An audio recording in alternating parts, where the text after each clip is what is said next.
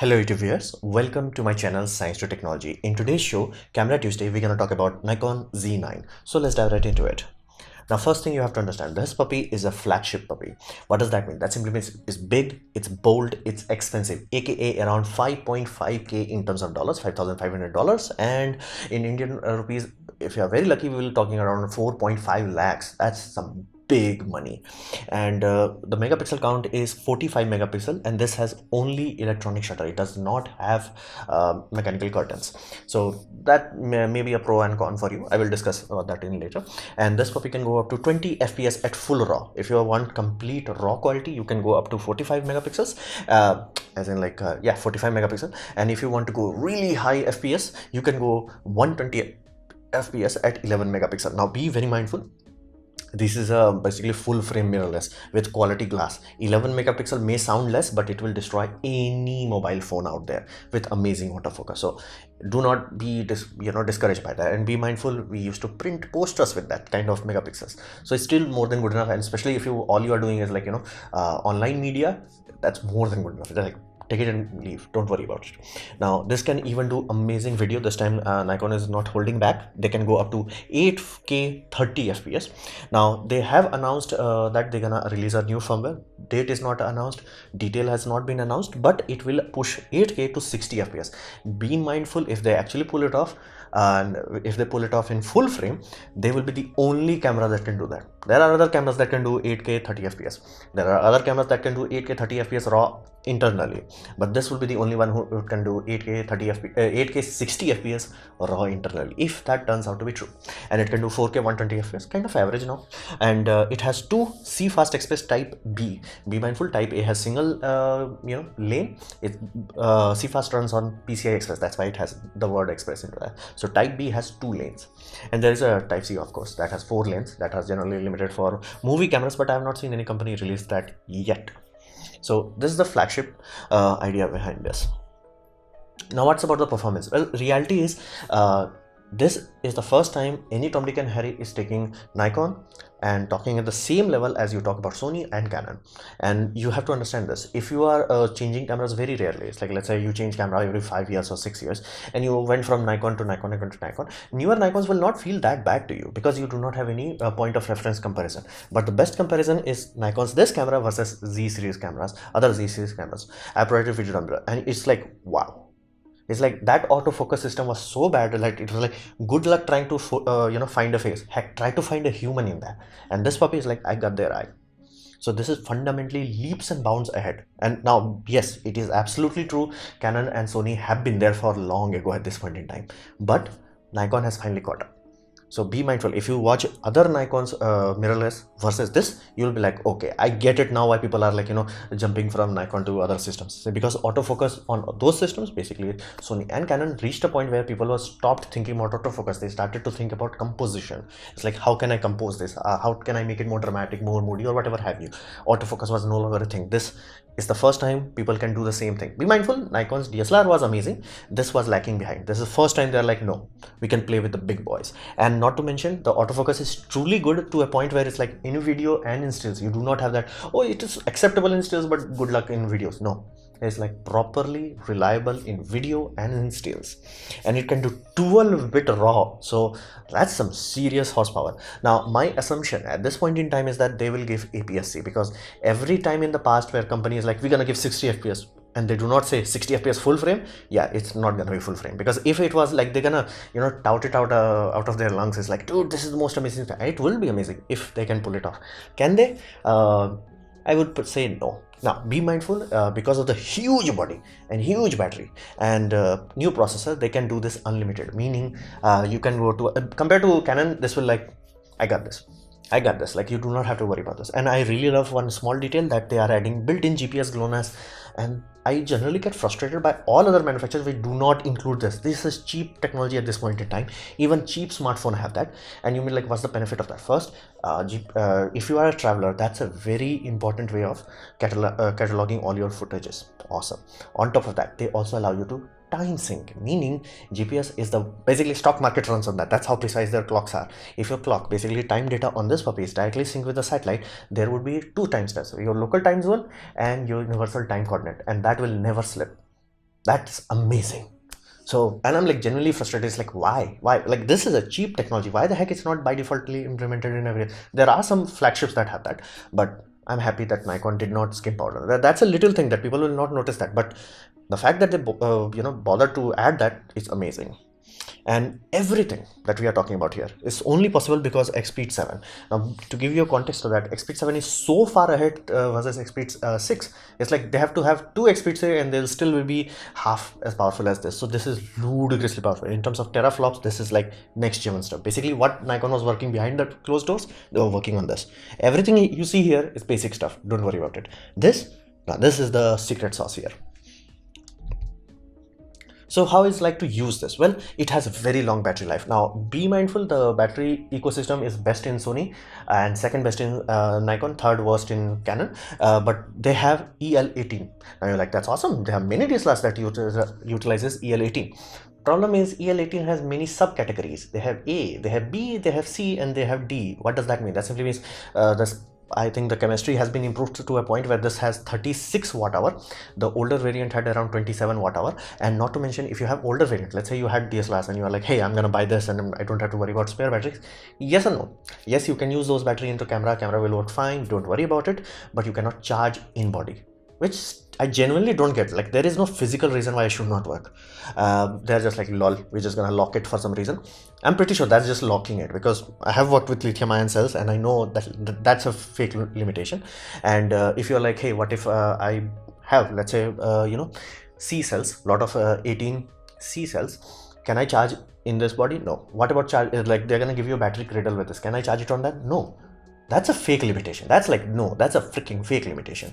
So fundamentally, I'm a bit angry about that. And that's why I said, like, I really like the fact that Sony is like, hey, all full frame, one battery.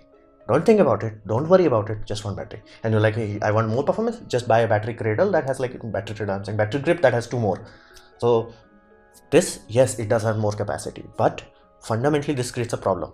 Where it's like, it's creating e-waste unnecessarily and creating frustration for people. It's like, think of it this way, like, let's say you forgot about it, that you had B, C and D, and you put the C cell in the camera and you're like, hey, I'm gonna don't carry my charge cradle because I can charge in my camera body. This will not work. So that's a bit odd. But all being saying, like, if you're thinking as a brand new system, it's a really good idea that A, it can charge properly in the camera and it has a lot more capacity. What does that mean? It simply means people are getting around 2500 shots with this puppy, multiple hour-long shoots. So it's more than capable enough, and there is no overheating. Now, why is that? Well, first, the chassis is huge, meaning even if it's heating up, it can dump that heat without even worrying about it. On top of that, a processor is very efficient, meaning that's why they are getting such an amazing performance. And because they remove the mechanical shutter, they do have the side effect their flash shrink is not very high, meaning their flash shrink can only go to 1/200th and 250th. Do not expect like a 1/350th that you can get with Sony A1. So that's why. And if it will have flicker, it will have flicker, especially if you are trying to make a video and you are having something like that create sparks, random flares, you can easily see that it's a global shutter, not a global shutter. I have provided a video down below from a Red Camera company where they are showing off what is the actual difference between a global shutter and a rolling shutter kind of scenario. And trust me, it's not like, oh, the rods are becoming like this, like, skewed. That's one way. Other things are like, the biggest change is that if the moment you have any flickering scene, you will have half exposure, meaning your sensor is trying to read, but the flicker happened and you're like, okay, the sensor read from here. Now the exposure happened. It's like, okay, now it's overexposed. That sharp line is really easily noticed, and it really makes it ugly. And that red video will actually expose it to, like, oh, that's why people pay a boatload of money for global shutter. So I'm kind of confused. It's like, dude, you're going that far out to remove mechanical shutter and you do not have the performance to beat Sony A1. Why the heck you are not going to global shutter? And you redesign the whole processor and the sensor is custom built for this puppy. So that's a bit odd. So yes, it does have good shutter performance, but do not expect to be global shutter. Global shutter is on a whole different level. That's like, if you actually had global shutter on this, everybody who deals with flashes, they will like, shut up and take my money. You will not have 400 and this exposure issue. You take it and go. Like, since camera would be like, yeah, whatever frame rate, like 1/8000th of a second, you can still do flash photography. You don't even, and normal flashes will do. You don't need X sync in flash. You don't have to worry about it. So be mindful, it is not a global shutter. It's a close approximation, which is like almost similar to almost every other mirrorless camera. Do not expect to like, oh, they're removing it so they are like extra awesome. No, it's okay. However, all things considered, one of the weakest point of Nikon system was their poor performance with adapter lenses, and they have so far not created such a huge line where they're like, you don't have to worry about adapting lenses, and not to mention not that many people invested into that. So that created a paradox. It's like, dude, your old lenses are not working that well.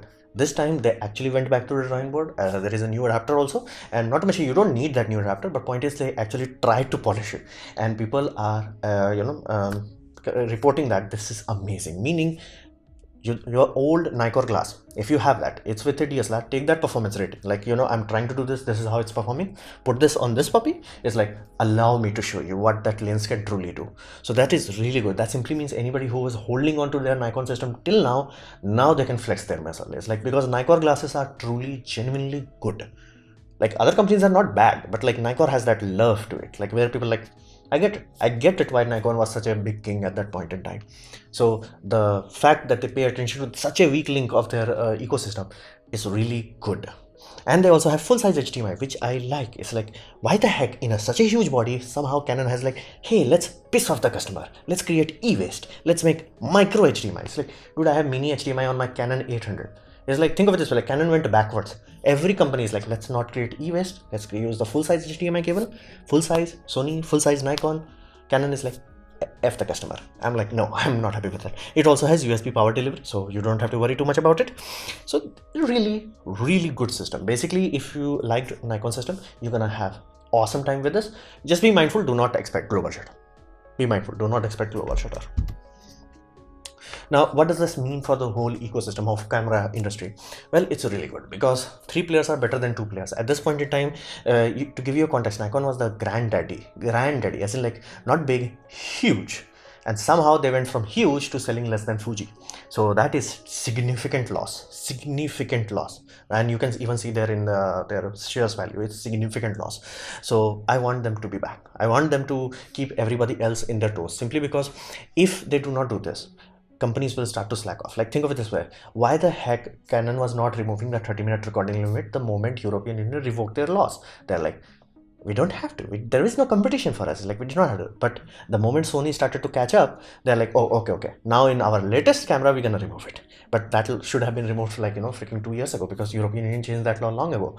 And you can see that in Sony also. Sony is also like, hey, we are getting Olympics, we are getting a news agency, so what if we cripple our camera? And you may be like, why the heck camera company wants to cripple the camera? Well, simple, it allows them to, in dumb way, it allows them to think like, we can sell higher quality camera, but without realizing that this was the reason why Canon started to fall behind. It's like, they thought it's like, if we're going to give that 30-minute limit, people are going to buy our C series camera, basically video series cameras, but people jumped from their Canon system to other systems. It's like, you cannot piss off your customer, and especially fake pissing off.